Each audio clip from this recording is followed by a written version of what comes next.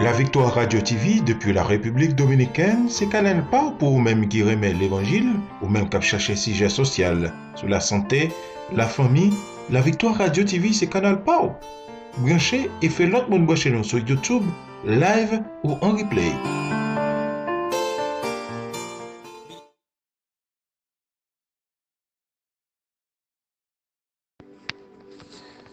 Chers amis, frères et sœurs en Jésus-Christ, que la grâce et la paix de Jésus-Christ vous soient multipliées.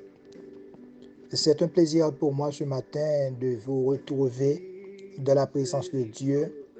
Avant toute chose, chers bien-aimés, je vous invite à remercier ensemble le Seigneur.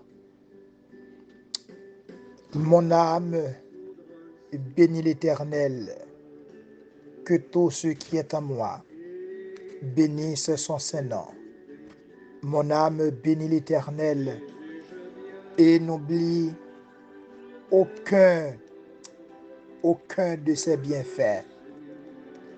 C'est ici, Seigneur, la journée que tu as faite, qu'elle soit pour nous un sujet d'allégresse et de joie. C'est de toi, Seigneur, que cela est venu. Oh, que ton nom, ô Dieu de grâce, soit glorifié. Nous te rendons grâce, Seigneur Dieu, pour tous les frères et toutes les sœurs qui écoutent ce temps de prière, ce temps de méditation. Ô Père Saint, dans ta parole, tu déclares péremptoirement, oh, que tu es notre capitaine et comme le fondateur de l'Église. Et tu dis, je bâtirai mon Église et que les portes du séjour des morts ne prévaudront point contre elle. Oui, Seigneur, nous te bénissons de ce que tu poursuis, Père Saint, dans notre vie. Ô Père, avec toute ton œuvre de conversion dans les cœurs des hommes, des femmes, ô Dieu de grâce. Nous te remercions, Seigneur Jésus-Christ, pour ces bien-aimés, ô Dieu de grâce, qui sont là ce matin, qui cherchent ta grâce, qui, Seigneur Dieu, répandent leur cœur, leurs besoins devant le trône de Dieu. Il n'y a pas quelqu'un d'autre, ô Seigneur, qui puisse répondre à nos besoins. Ô Seigneur, accepte ce matin, les cris de nos cœurs. Permets, Seigneur Jésus-Christ, que chaque frère, que chaque sœur, que chaque croyant, Seigneur Dieu Tout-Puissant, soit accepté, Dieu, devant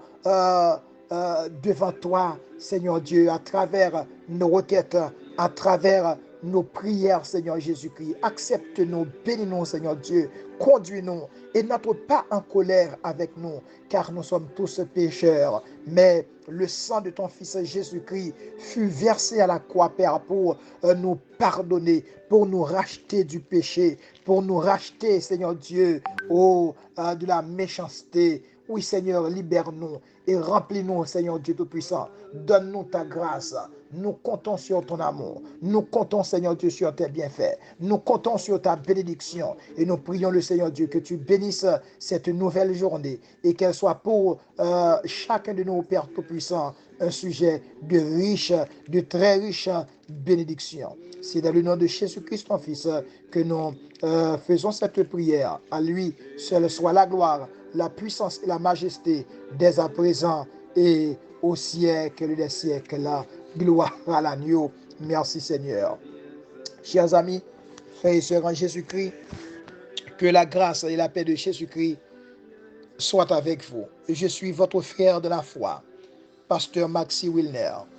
Je vous invite à lire juste un verset. J'aimerais vous lire Philippiens, chapitre 1er, verset 6. Mais si vous avez le temps, et vous pouvez lire tout le chapitre, je vous invite à lire tout le chapitre du livre de Philippiens, Philippiens chapitre 1er. Donc lisez tout le chapitre. Je vous lis seulement le verset 6. Je suis persuadé que celui qui a commencé en vous cette bonne œuvre la rendra parfaite pour le jour de Jésus-Christ. Amen. Christ désire que les croyants, que les chrétiens vivent dans la pleine confiance en lui. Vivre de la pleine confiance en lui et en lui seul. Chers amis, j'aimerais ce matin prendre le temps de vous parler un peu de la confiance, de la maturité. Le serviteur Paul, l'une des plus grandes figures du Nouveau Testament, se réjouissait de la croissance spirituelle des Philippiens manifestée par leur générosité. Sa confiance n'était pas placée dans les Philippiens, mais Paul a placé sa confiance en Dieu, en Dieu qui est le capitaine, qui est son conducteur, son pasteur, son maître, chers amis. Et c'est lui qui lui permettrait d'atteindre son but pour le ministère. La source de la confiance de ce serviteur en parlant de Paul était la fidélité de Dieu. La fidélité de Dieu à accomplir sa volonté. Il y a un homme qui s'appelle Marc Bokemuel a fait ce commentaire. La confiance de Paul était la fidélité de Dieu et non le christianisme des chrétiens de la divinité de Dieu qui est suprêmement digne, capable et engagé à terminer l'œuvre qu'il a commencée. Dieu n'était pas à l'œuvre chez les Philippiens seulement d'une manière individuelle, non, mais aussi par eux dans l'ensemble de la communauté chrétienne. À quelle bonne œuvre le serviteur Paul se réfère-t-il au verset 6 que nous avons lu pour vous tantôt? Il ne s'agit pas des dons généraux des Philippiens pour supporter l'effort évangélique de Paul. Il s'agit plutôt de l'œuvre du salut que Dieu effectua dans son Église. C'était le Seigneur lui-même qui initia et produisit leur vie transformée. Et le serviteur Paul était confiant que Dieu continuerait ce travail jusqu'au retour de Jésus-Christ, l'amenant à sa perfection au jour final. À l'instar des Philippiens, à chacun de nous qui accepte l'évangile de Christ est donné un nouveau départ. J'aimerais vous dire ce matin qu'il y a un nouveau départ pour vous si vous avez fait la paix avec Jésus-Christ. Notre salut, mes chers amis, est progressif et ne sera complet que jusqu'au jour où nous verrons Christ face à face. Le salut commence et finit avec le Créateur.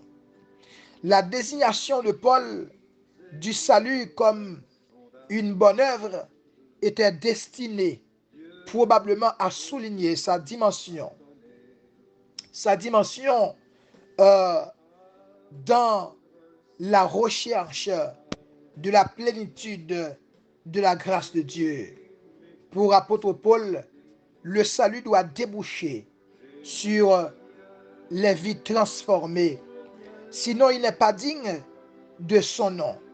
Au verset 7, chers amis, du texte, Paul décrit la base de son attitude envers les Philippiens. Il les avait au cœur parce qu'ils étaient devenus ses amis participants dans la grâce.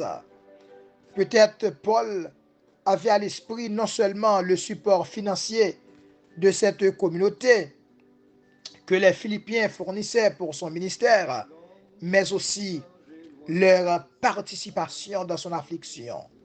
Les Philippiens défendirent et confirmèrent l'évangile par leur support pour le travail de Dieu, confié à Paul et se tenant ferme face à la persécution, face aux épreuves, chers amis. Je dois vous dire que les épreuves font face de la vie et exactement, les épreuves font partie de la vie. Donc nous devons rencontrer les épreuves, les obstacles, mais Dieu saura comment, chers amis, vous retirer de ces épreuves combien difficiles.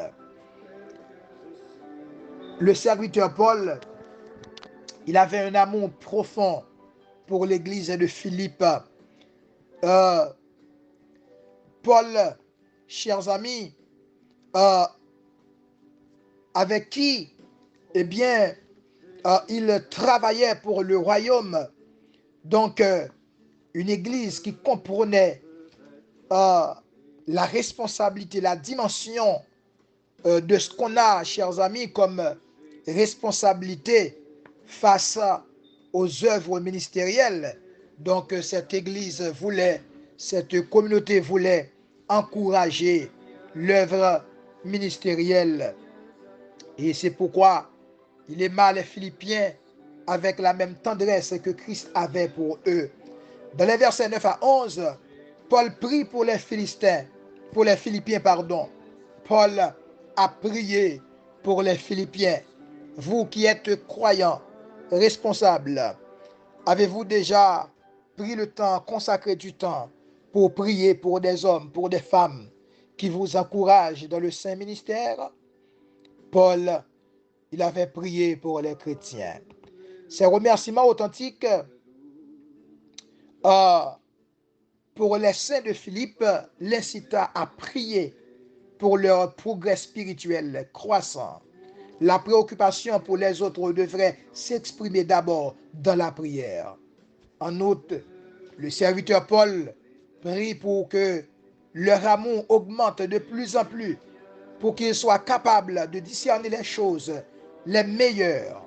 L'amour chrétien est comme un ingrédient actif déposé dans notre vie, de sorte que plus nous en avons, plus nous avons de connaissances, de discernement. Nous sommes ainsi rendus plus sensibles à Dieu et aux autres. Au verset 10, le vocabulaire de Paul mérite certaine attention. Il utilise des mots qui ont des implications éthiques. Le mot traduit par sincère signifie irréprochable, pur, sans mélange, possédant l'intégrité et la pureté parfaite de la pensée du cœur et de la conduite.